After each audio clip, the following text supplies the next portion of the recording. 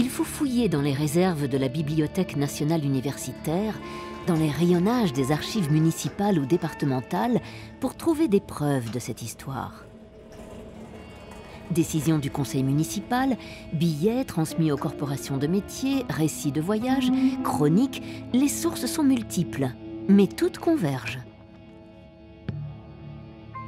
Une femme s'est mise à danser dans les rues de Strasbourg le 14 juillet 1518. Il y a 500 ans, c'est vrai qu'il s'est passé ici à Strasbourg quelque chose d'assez extraordinaire dont on trouve trace dans ce registre.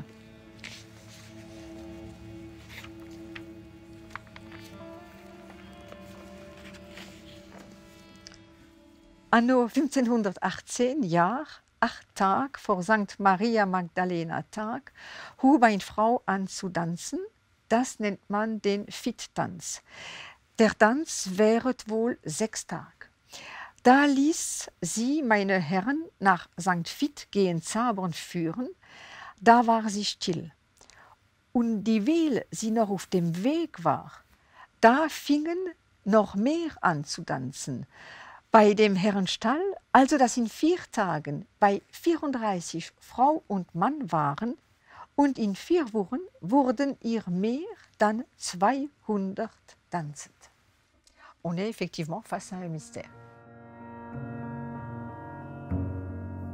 Un mystère qui accumule les preuves écrites. On sait qu'une femme s'est mise à danser. On sait que d'autres personnes l'ont rejointe. On a les billets rédigés par le conseil municipal pour interdire la danse dans les espaces publics et demander à chaque corporation de veiller sur ses membres sous peine d'amende. On sait donc que derrière les façades de ces bâtiments qui abritaient les corporations des tanneurs ou des charpentiers s'agitaient compulsivement des danseurs fous durant l'été 1518.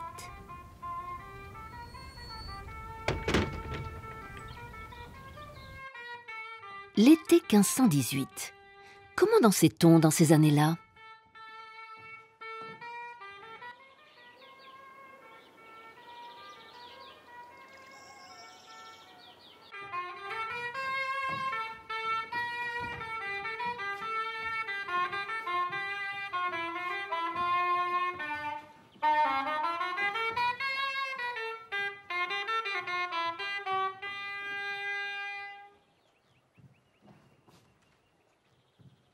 C'est en effet ce genre de danse que l'on aurait pu danser à Strasbourg en 1518. C'est une haute danse.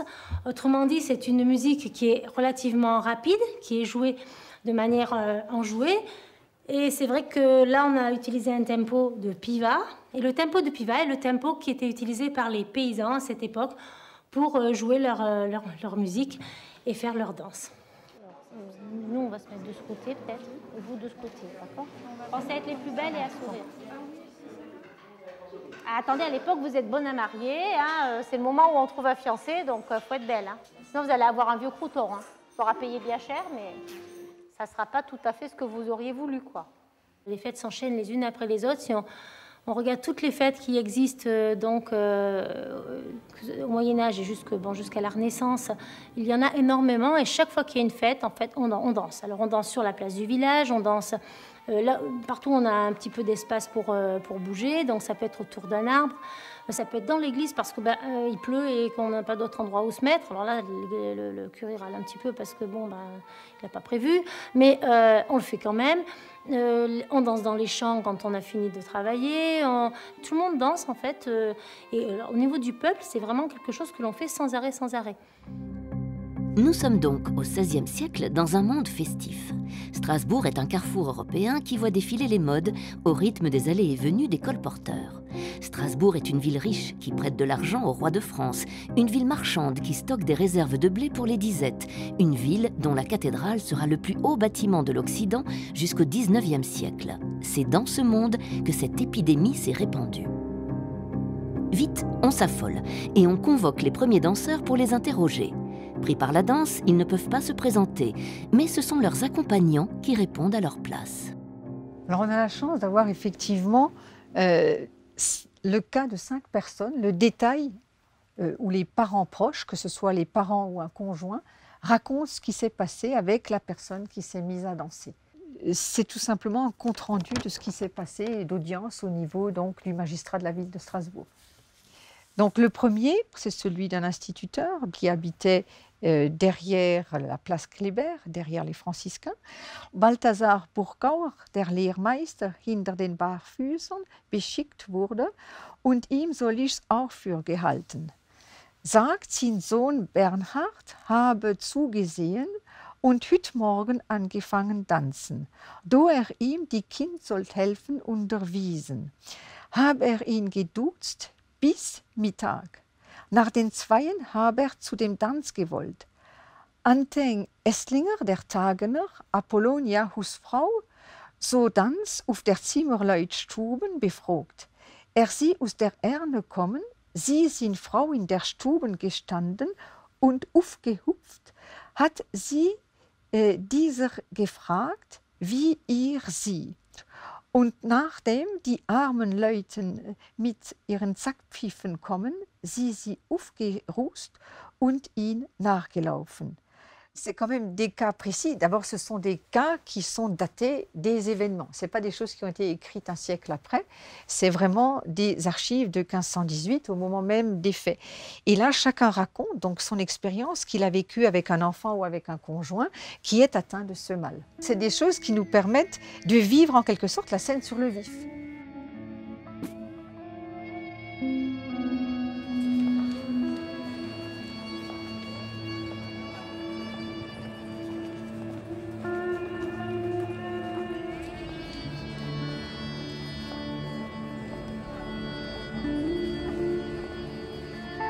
Le conseil municipal, composé d'artisans, de nobles et de riches marchands, gouvernait la ville dans cet imposant bâtiment.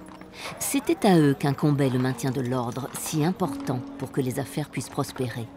En pleine crise d'épidémie de danse, derrière ces fenêtres, les débats vont être passionnés. Et pour trancher, on convoque des médecins. Ils rendent leur diagnostic. Dans les traces qu'on a dans les archives à ce sujet, il est clairement question d'une maladie inhabituelle, der ungewöhnlichen Krankheit Alp, so jetzt angefallen ist, donc maladie qui vient de se déclarer. Et les médecins sont formels, cette maladie est due à une conjonction astrale et à la chaleur du moment, qu'ils traduisent par l'échauffement du sang, puisqu'elle se déclare au mois de juillet. Pour les médecins, il s'agit d'une maladie naturelle qui provient de l'échauffement du sang, mais les pauvres gens souhaitaient qu'on dise des messes pour eux. Le conseil s'est adressé au vicaire épiscopal qui a répondu « Cela lui semble inutile, puisque les médecins pensent qu'il s'agit d'une maladie naturelle, qu'on essaie des remèdes naturels.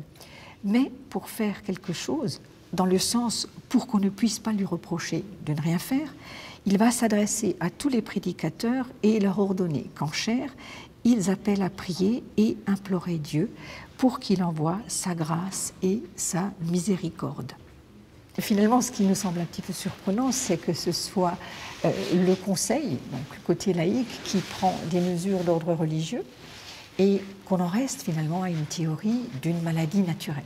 On ne va pas chercher là derrière le diable ou un quelconque effet de sorcellerie. 5 siècles ont passé, riches de découvertes, qui nous permettent de mieux comprendre les épidémies. Pour expliquer cette notion d'épidémie, il faut bien imaginer un processus qui se propage. Et le processus qui se propage, l'explication la plus simple, qui n'est pas simpliste, c'est un germe, une bactérie, un virus. On a une épidémie de rougeole, on a une épidémie de varicelle, on a des épidémies autrefois de variole, etc. Donc là, c'était l'agent qui circulait et qui se transmettait de personne en personne. Sauf qu'aujourd'hui, la médecine ne connaît pas de bactéries ou de virus qui puissent contaminer des personnes et les faire danser. Une autre possibilité serait celle d'une intoxication alimentaire. C'est la thèse développée en 1945 par Louis Beckmann, un chercheur suédois qui pense ainsi avoir résolu l'énigme de 1518. Le coupable serait l'ergot de seigle, un champignon qui pousse quand cette céréale est humide et dont les effets peuvent entraîner des mouvements incontrôlés.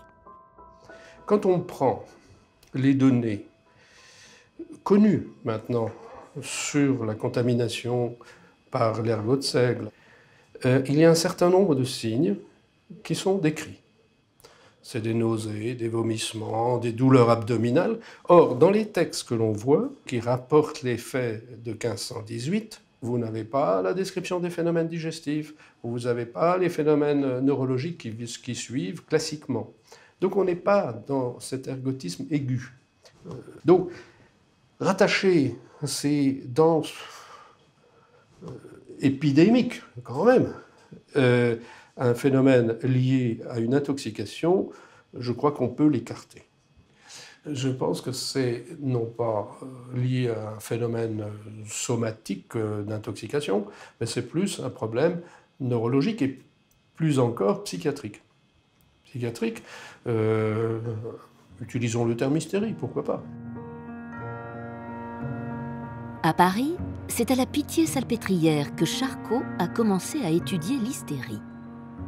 Mais nous, c'est à l'Institut de France, siège de l'Académie française, que nous amène Yves-Marie Bercé, historien et académicien qui s'est passionné pour l'hystérie collective.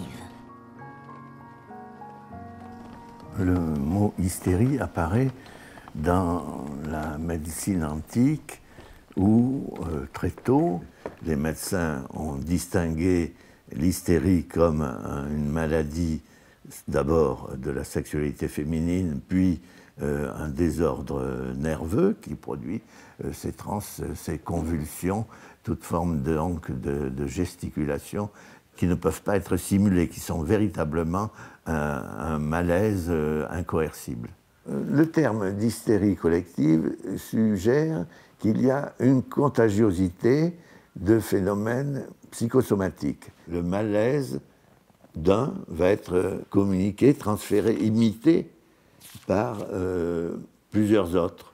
Je crois que l'épisode qui survient à Strasbourg en 1518, de danse collective, compulsive, ressemble beaucoup aux accès d'hystérie collective, parce que on peut suivre exactement sa propagation, son expansion, à partir d'un cas index, unique, à quelques dizaines, puis au maximum, semble-t-il, environ 200 au cours de l'été. C'est là le type même de la contagion. En fait, les cas d'hystérie collective traversent l'histoire, traversent les civilisations, donc des circonstances politiques, sociales, économiques, religieuses, extrêmement différentes.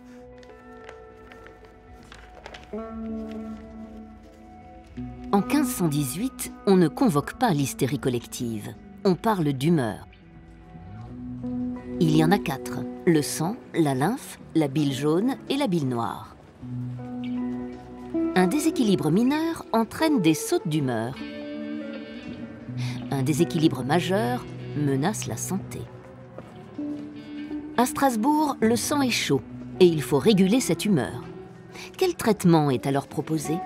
Quelle réponse est apportée par les magistrats? Le magistrat prend la décision d'accompagner en quelque sorte ces gens qui dansent. Et pour cela, comme nous le dit la chronique de Hieronymus Gebwiller, on avait engagé des compagnons, des hommes robustes qui se relayaient, car ils n'y résistaient pas. N'était-ce pas là une grande punition de Dieu et un rappel à l'ordre que cette maladie contagieuse que beaucoup ont contractée, rien qu'en regardant d'autres danser, si bien que le conseil leur a assigné 2 poils, donc les poils de corporation, où on se réunissait, et payé des compagnons qui dansaient jour et nuit avec les pauvres gens.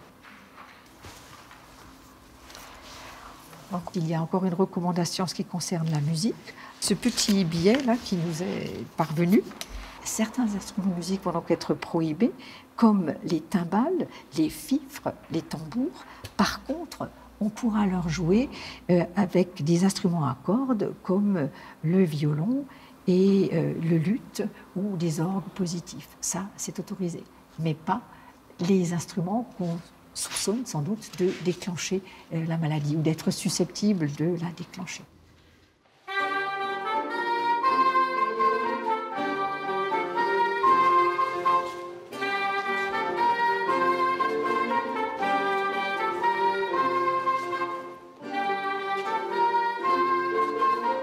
Cette interdiction de hauts instruments à Strasbourg pour cette époque-là est liée au fait que dès que l'on a un problème, que ce soit un temps de peste, que ce soit comme là une épidémie, il y a des édits qui disent on ne doit pas danser de haute danse parce que ça échauffe la bile, ça échauffe les personnes et du coup il y a les petites gouttes de sueur qui risquent de sauter d'un danseur à l'autre et si un est malade, l'autre risque d'attraper la maladie.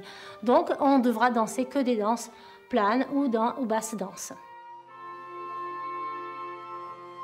La basse danse, ce sont des mouvements glissés, donc bas, voilà. Et la haute danse, tout simplement parce que ce sont des mouvements sautés. Donc, d'où le terme de haut et bas.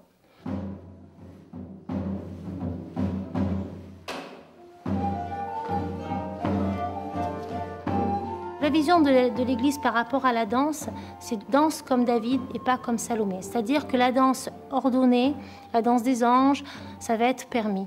La danse débridée, des paysans qui vont faire un peu n'importe quoi, ça va être toujours mal perçu par l'Église, mais aussi par certains nobles qui vont dire, nous, on a une belle manière de danser, une manière ordonnée, une manière qui est très travaillée, et ça, c'est la belle danse. Donc que ce soit l'Église ou que ce soit on va dire la classe noble de l'époque, la basse danse, c'est la danse, la belle danse, et le reste, c'est la haute danse, c'est moins important.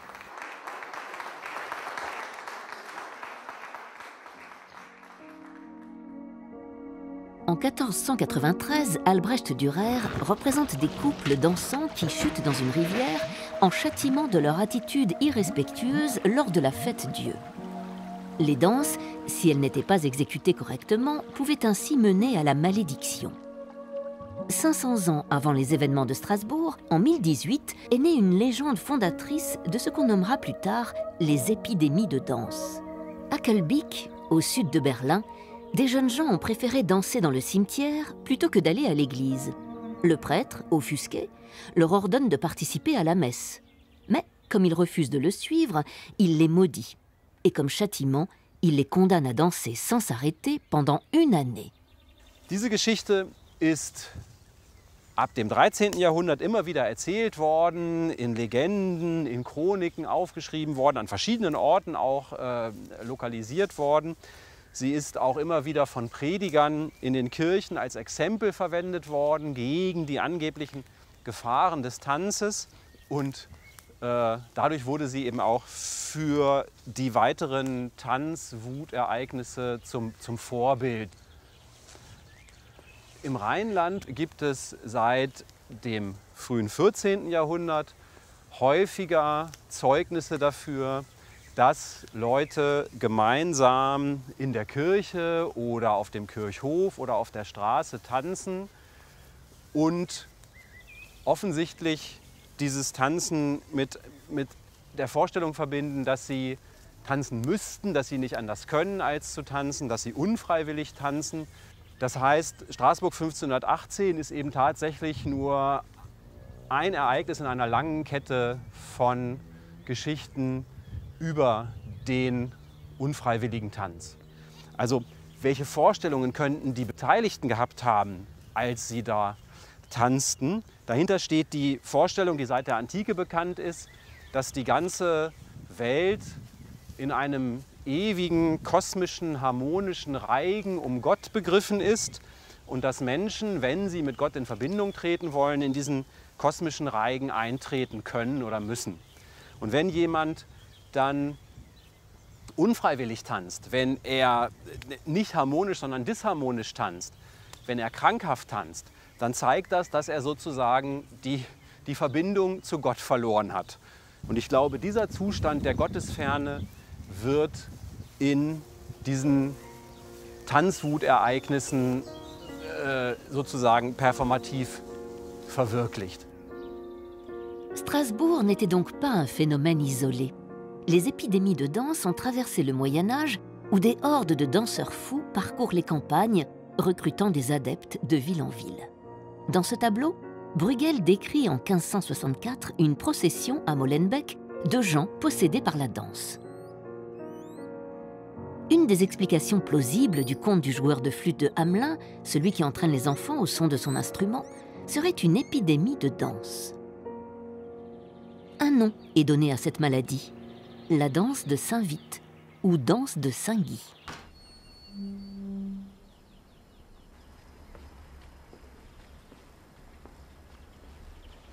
Ce groupe de statues se trouve dans une chapelle qui est consacrée au culte de Saint-Guy depuis au moins le XIIIe siècle. La vie de Saint-Guy est marquée par de multiples exploits, dont celui qu'on peut admirer dans ce groupe de statues où le saint est soumis à une épreuve qui consiste à devoir survivre à l'intérieur d'un chaudron rempli de poids et chauffé par le bas. Cet événement fait de Saint-Guy le saint des incurables. On se tourne vers Saint-Guy et vers les chapelles ou les églises consacrées à Saint-Guy, dans tous les cas où la médecine officielle est incapable d'apporter une solution, comme dans les cas de stérilité, dans les cas de maladie mentale, dans les cas de chorée, de maladie entraînant une agitation permanente du corps, irréfrénable, qui mène à l'épuisement. Bon, il y avait au moins deux manières d'interpréter, de comprendre la maladie de Saint-Guy. Une façon populaire qui attribuait la maladie de Saint-Guy à Saint-Guy lui-même, qui pouvait envoyer cette bougeotte, cette saltation à des impies, et le même Saint-Guy qui pouvait libérer le malade de sa maladie. Et puis l'autre façon d'interpréter cette maladie, plutôt naturaliste, je dirais, visait à ancrer la maladie dans le corps, dans les veines, dans le sang chaud, qui provoquait tout naturellement, je dirais, une agitation des membres. Face aux limites de la médecine, la religion offre une réponse et un réconfort. C'est finalement ce qui s'est passé à Strasbourg en 1518. Les danseurs et musiciens embauchés pour soigner le sang chaud des danseurs fous n'ont pas suffi.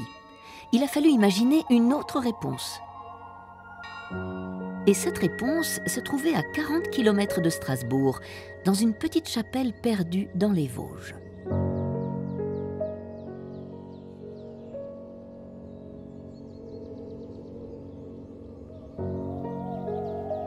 C'est donc ici même que s'achève le pèlerinage forcé des pauvres danseurs de Strasbourg.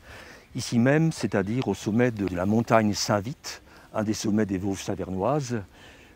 Au XVIe siècle s'élevait ici une chapelle dont il ne reste qu'un mur, tout le reste s'étant écroulé. Une chapelle qui était donc spécialisée pour accueillir les pèlerinages des personnes qui souffraient de maladies soit nerveuses, soit d'affections gynécologiques. Et ce pèlerinage était relativement réputé dans l'ensemble de la région. Il n'est pas étonnant que le magistrat de Strasbourg ait décidé de faire venir, à travers la campagne du Korsberg, ces chariots de danseurs. Et donc nous sommes ici dans la partie souterraine du pèlerinage de Saint-Vit, cette fameuse grotte qui faisait partie de l'ensemble du pèlerinage, encore une fois. Un des textes des chroniques de Jacob von Königshofen nous éclaire à ce sujet. Instruction concernant les pauvres personnes qui dansaient, qu'on a envoyées chez Saint-Guy, Saint-Vit, le vendredi après la Sainte-Marie-Madeleine, donc fin juillet. Pour commencer, maintenir les malheureux dans les 3 groupes dans lesquels ils ont été répartis. Quand ils s'approcheront de Saverne, trouver 3 ou 4 prêtres qui chanteront chacun une grand-messe pour chaque groupe. Et à chaque fois qu'une messe aura été chantée pour un groupe, on devra mener les malheureux de ce groupe faire le tour de l'autel, et chaque malade devra donner un denier et un autre à la quête. Chaque groupe à son tour devra être mené autour de l'autel de cette manière. Quand les 3 grands-messes auront été dites, les prêtres seront payés correctement selon l'avis du doyen. Ce rituel impressionnant, quasiment de l'exorcisme, dans ce décor spectaculaire, a-t-il porté ses fruits? Quels sont les textes qui relatent la fin de l'épidémie? Les textes sont assez succincts. Il y a par exemple l'humaniste alsacien Jérôme Guébiller qui indique tout simplement quand ils eurent fait leur pèlerinage et fini de danser, on les ramena à la maison et leur maladie disparut. Comme par miracle, bien entendu. De la même manière, dans les annales de Sébastien Brandt, il est dit « Toutes ces personnes ont été prises en charge aux frais de la ville et envoyées chez Saint-Guy au Holmstein, près de Saverne, où la plupart d'entre elles a guéri. Il n'est pas impossible que les personnes atteintes d'affections nerveuses aient été impressionnées par le rituel qui était organisé autour d'elles et que notamment l'aspersion d'eau bénite, les messes, les ambulations autour de l'autel, autant de rituels qui devaient être impressionnants pour elles. Et ce choc nerveux a peut-être été pour eux le signal d'une guérison. Voilà donc Strasbourg qui retrouve son calme après 2 mois d'épidémie. On ne verra plus danser derrière ces murs de la corporation des charpentiers des danseurs fous que rien ne pouvait arrêter. Ils se sont arrêtés, certes, mais on n'en sait pas plus sur les réelles raisons de cette danse, qu'on a pu lire comme une hystérie collective ou une ronde cosmique perturbée. Si le mystère reste entier, ces malheureux sont-ils condamnés à s'agiter sans fin dans les limbes de l'enfer de la danse ?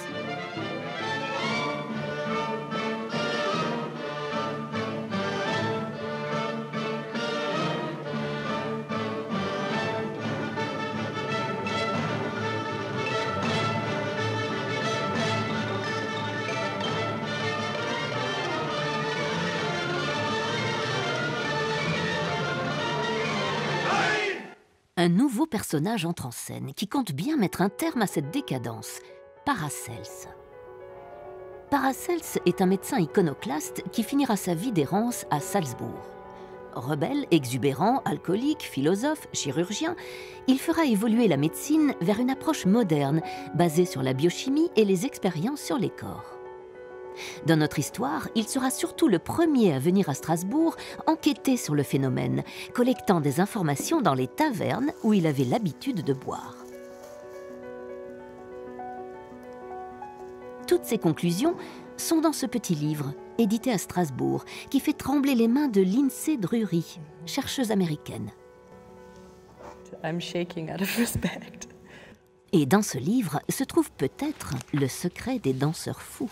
Paracelsus traveled through Strasbourg after the St. Vitus dance had happened there in 1518. He arrived in the early 1520s.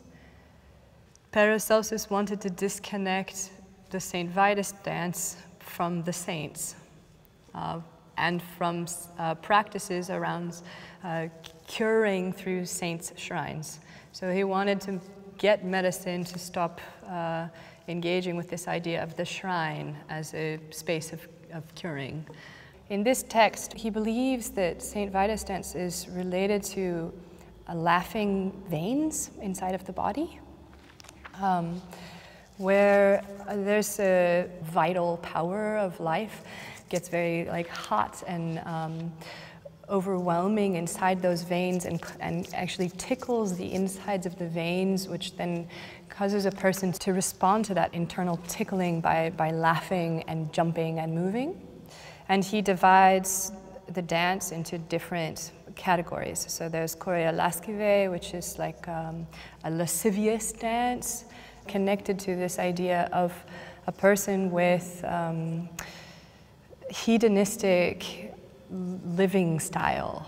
And then also the kind that is like a naturalis, or is caused by natural causes. And chorea imaginativa would be the chorea that is caused by the imagination.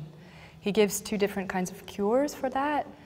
The chorea lascive person, he tells to lock them in a quiet, melancholic place where they can kind of get treated by their own sadness and quietness. And then as they get better, to slowly reintroduce nicer things and better living conditions. And for the chorea naturalis, he makes a list of medicaments that are rubbed on the body and also given as a tincture to be drunk. À défaut d'avoir trouvé le bon traitement contre la danse de Saint-Guy, Paracelse aura le mérite d'avoir pointé dès la Renaissance la dimension psychologique de cette pathologie. Le rapport entre le corps et l'émotion ne peut laisser insensible Lindsay Drury, elle-même danseuse. There's a few things that are really consistent, that there was jumping, for example. That's very kind of traditional for stories on dancing manias, that there's jumping and rolling on the ground, etc. I imagine the dances to resemble any other ecstatic dance, somewhat wild, somewhat constantly moving, that the bodies themselves would be doing very different things, but it would be really constant. That there would be a sense of both abandon in the body, a presence of like some kind of joy, the expression of loss of control. Honestly, as a dancer, the state of mind that I read or imagine in a St. Vitus dancer is kind of one that every dancer wants to experience. In the dance field, there's always this question of why one should dance and trying to find a reason for that. But the St. Vitus dance is like a totally different side of that, a dance that you cannot stop doing. And that's that idea of just being so inside of a dance that you cannot stop it, that you don't need to think to make it. I think it would be a really interesting state to experience. And I think the St. Vitus dance remains as a tale for dancers that makes them feel like maybe there was a time where like that was happening for people. Après avoir dansé dans ce cimetière, notre chercheuse américaine sera certainement maudite et condamnée à danser pendant une année comme les jeunes de Kölbik. Alors que Paracelse s'éteint en Autriche, à la même époque se répand dans le sud de l'Italie une pratique de danse convulsive proche de ce que pouvaient être les chorémanies. Et dans ce cas, l'explication est claire, du moins au XVIIe siècle. Il y a un coupable désigné. C'est une araignée qui niche dans les pierres et qui vient mordre les jeunes femmes. Possédées par son venin, elles doivent danser pour guérir, danser la tarentelle.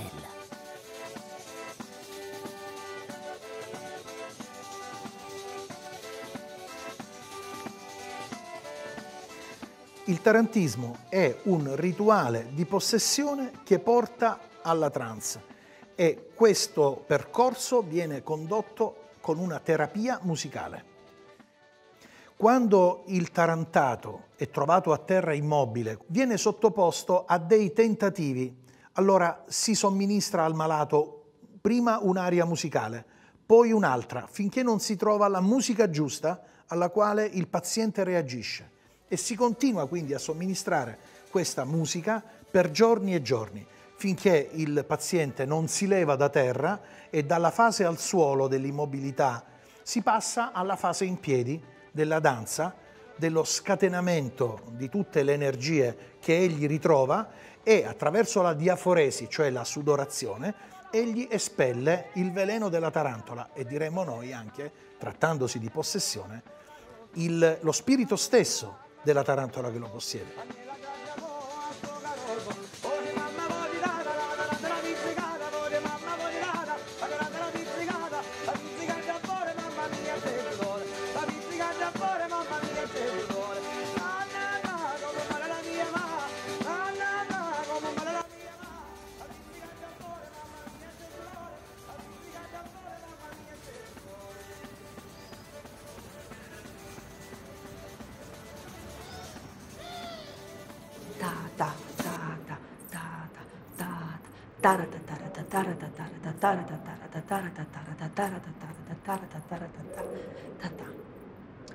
E poi un altro passo che si vede sempre nelle feste tradizionali è un passo saltato, un passo molto divertente perché è quello che fanno i bambini giocando e serve per muoversi nello spazio.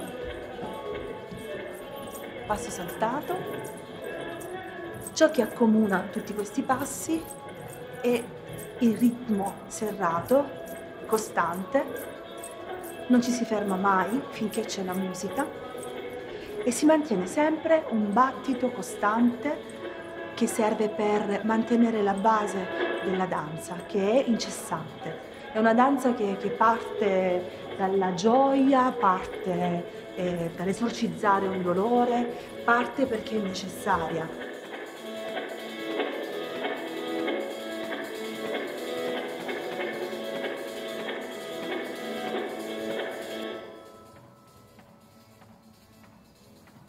Il tempo che si danza è un tempo terzinato, per cui è un tipo di ritmo che ti porta verso la trance, che è il passaggio successivo. Quando questa danza si fa per ore e ore e ore, giorni, questa danza ti può portare anche a perdere l'equilibrio o a ritrovarlo. E comunque è una danza curativa, serve per stare meglio, per migliorare la propria posizione, per gioire e vivere meglio.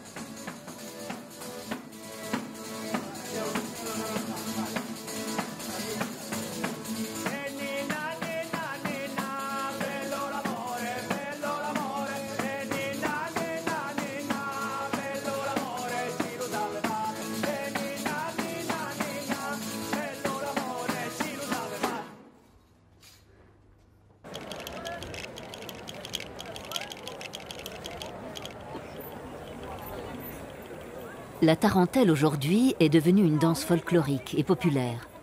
Et on ne trouve plus de tarentules sous les pierres, mais sur les étals des marchés.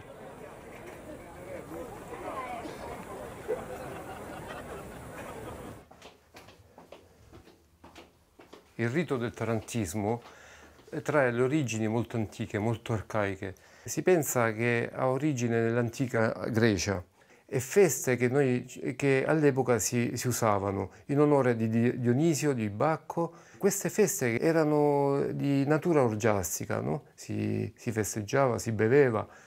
Per poter continuare a poterle fare senza che la Chiesa metteva degli stop, dare la scusa a questo piccolo ragno che col suo morso, quindi nessuno poteva fare niente e la Chiesa non poteva dire niente. Quindi le donne che erano, anche se non realmente morse, potevano ballare, potevano spogliarsi. Questo è l'essenza del vero tarantismo. La danse a clairement cette fonction exutoire. Dans un contexte où l'Église contraint les corps, trouver une excuse pour danser peut être salvateur. Est-ce vraiment cela qui s'est passé dans la tête des danseurs de Strasbourg?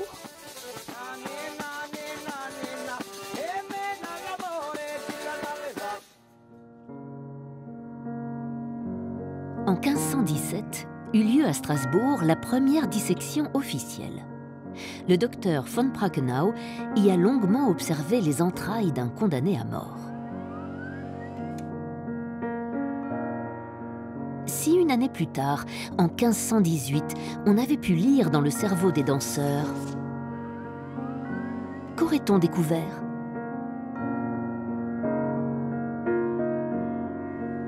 Aujourd'hui, grâce aux neurosciences, nous avons une meilleure compréhension des troubles fonctionnels.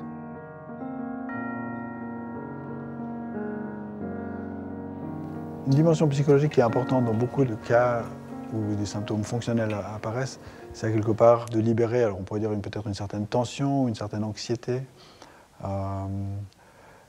ou selon certains peut-être psychiatres d'échapper à des contraintes de la vie réelle, avec différents buts, peut-être simplement le fait d'appeler à l'aide, qu'on s'occupe de soi, mais aussi simplement comme exutoire et quelque part vraiment fuite de la réalité ou retrouver un état en fait qui, pour différentes raisons, rassure le patient ou permet d'exprimer certaines émotions d'une manière qui ne peuvent pas être exprimées autrement. Lorsque les symptômes sont collectifs, on peut imaginer que l'épidémie répond peut-être à des anxiétés plus collectives ou à une situation plus générale et vient quelque part donner un exutoire peut-être pour un certain nombre de personnes, pour exprimer des choses qui sont peut-être pas exprimables autrement pour des raisons de société, de religion, économique. Cette gravure emblématique datant du XVIe siècle montre comment un médecin extrait les idées noires de l'esprit d'un patient. À défaut de cette machine, les Strasbourgeois de 1518 auraient utilisé la danse comme moyen exutoire. Hieronymus Gebweiler, dans ses chroniques, écrivait « J'ai vu de mes propres yeux une femme danser 6 jours d'affilée. N'était-ce pas là une grande punition que cette maladie contagieuse que beaucoup ont contractée rien qu'en regardant d'autres danser ? Pour cet humaniste, témoin direct, la contagion était une réalité qu'on constate. » Pour la neuroscience, la contagion est une réalité qu'on étudie et qu'on peut comprendre.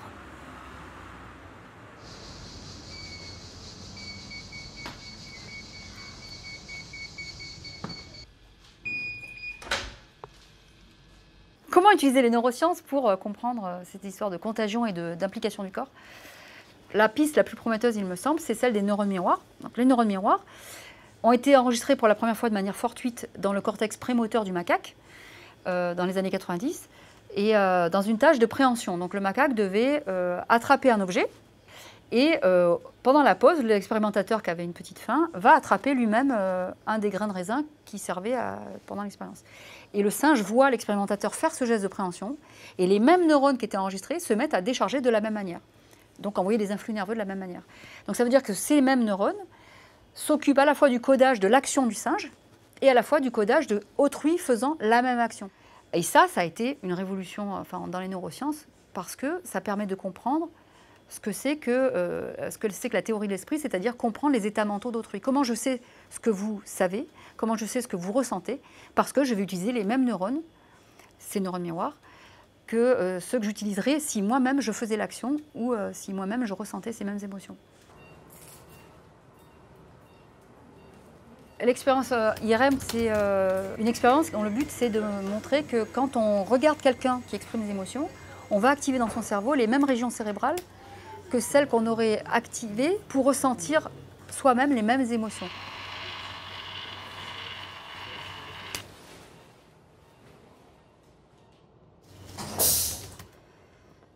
Sabri, on va commencer les images. C'est parti, ça commence.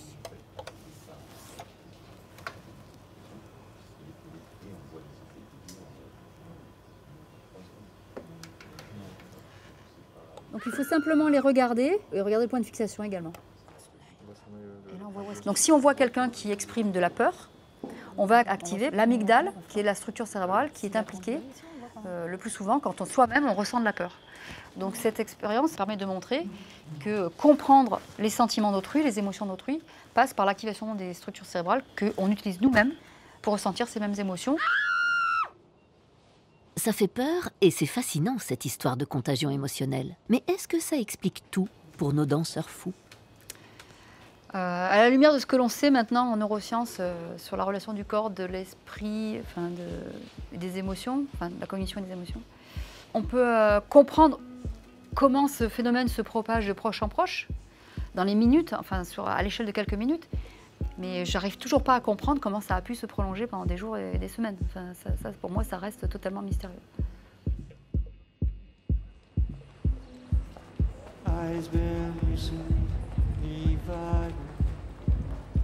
Hieronymus Gebweiler finissait sa chronique en disant « Il faudrait se souvenir de ces événements pendant 1000 ans ».